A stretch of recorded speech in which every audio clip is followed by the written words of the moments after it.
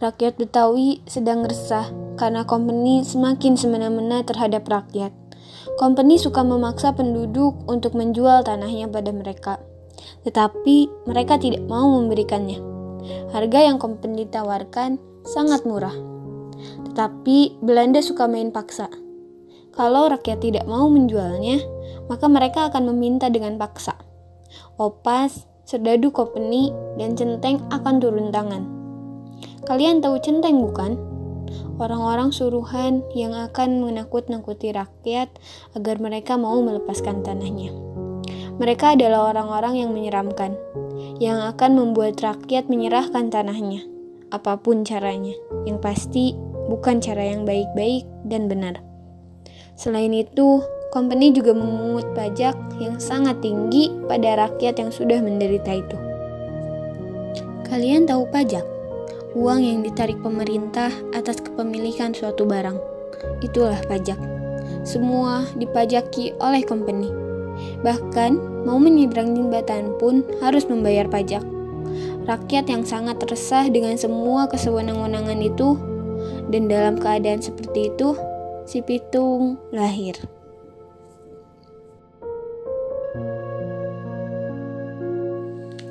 Si Pitung anak yang baik dan berbakti pada ayah ibunya, Pak Miun dan Bu Pina. Dia tidak pernah membantah sedikit pun pada mereka. Apapun kata orang tuanya, selalu dia dengarkan dengan baik-baik dan dia patuhi. Si Pitung juga orang yang alim. Dia tekun belajar mengaji. Pada Haji Naipin, dia belajar mengaji. Selain belajar mengaji pada Haji Naipin, si Pitung pun juga belajar ilmu lainnya, ilmu silat dan kesaktian.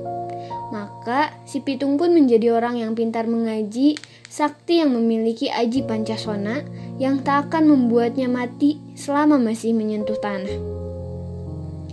Si Pitung memiliki dua orang kawan yang sangat setia. Mereka adalah Jiin dan Rais. Seperti si Pitung, mereka pun juga rajin mengaji dan pintar bersilat. Walau tidak selihai si Pitung. Seperti si Pitung pula, mereka bertubuh kecil tapi tangkas. Mereka bertiga menjadi tiga serangkai yang tak terpisahkan, seperti Trimusketir yang hebat. Kemudian, rakyat yang resah dan sengsara karena company dan antek-anteknya telah membuat semangat membela kebenaran si Pitung muncul. Bersama kedua temannya, si Pitung kemudian berjuang membela rakyat dengan melawan penjajah-penjajah company.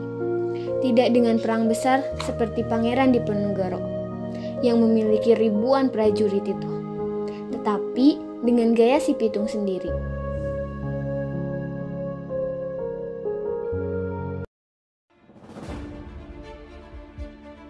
Dia bertekad akan mengambil kembali hak-hak rakyat yang telah diambil oleh company dan antek-anteknya.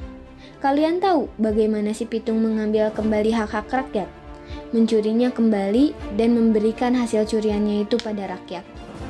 Badan yang kecil dan pintar menyelinap membuatnya sangat lihai dalam aksinya. Hingga tersiar kabar, si Pitung memiliki ilmu menghilang. Si Pitung beraksi seperti Robin Hood. Dia mencuri yang kaya dan menindasnya. Lalu dibagikanlah hasil curiannya pada rakyat. Rakyat sangat senang dengan sepak terjang si Pitung. Mereka memujanya. Mereka kemudian menjulukinya sebagai jagoan dari Rawabelong. Tetapi lain halnya dengan company dan antek-anteknya. Mereka sangat benci dan ketakutan dengan sepak terjang si Pitung. Demang Mister yang congkak itu kena batunya. Dengan kekuasaannya, dia menyuruh para centengnya untuk membawa paksa Aisyah kepadanya. Dia ingin memperisti Aisyah yang cantik walau telah memiliki berpuluh istri. Aisyah adalah calon istri si Pitung. Tentu saja, si Pitung murka tahu calon istrinya digelandang oleh para centeng Demang Mister.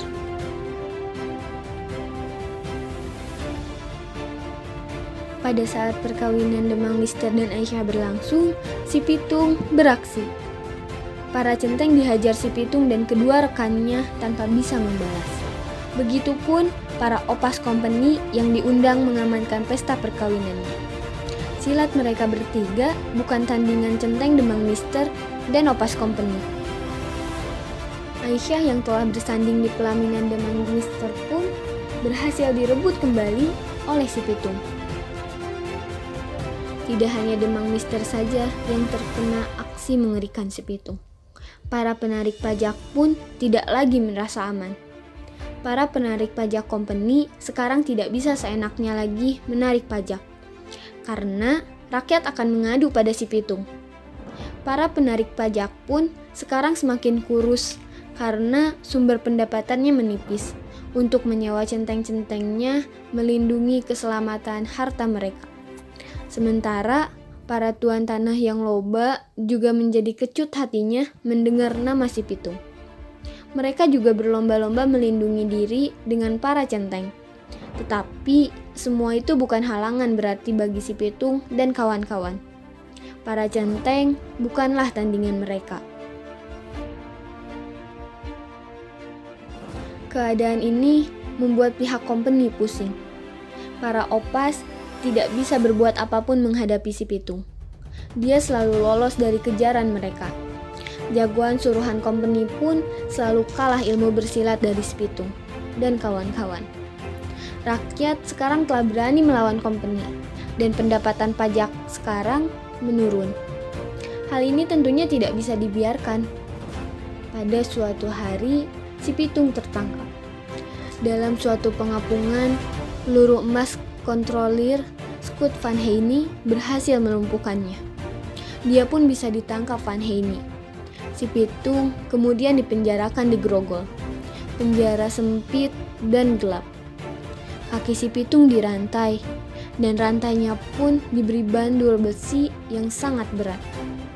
Tetapi berkat kesaktiannya, si Pitung bisa melarikan diri. Betapa geramnya company mengetahui si Pitung meloloskan diri. Rakyat pun merasa gembira. Company merencanakan penangkapannya kembali, tetapi tidak seperti dulu saat menangkap pertama kali yang harus melalui pertempuran dan perkelahian yang dahsyat. Sekarang, company menggunakan siasat lain yang sangat licik untuk menangkap si Pitung. Company kemudian mulai menangkap orang-orang terdekat si Pitung. Pertama adalah orang tua si Pitung, Pamiun, dan abangnya. Ketiganya kemudian disandra oleh company, Haji Naipin. Disiksa dengan segala cara oleh company untuk mengatakan kelemahan si Pitung, hingga dia terpaksa mengatakan kelemahannya. Company yang telah mengetahui kelemahan si Pitung sekarang bersiap kembali bertempur.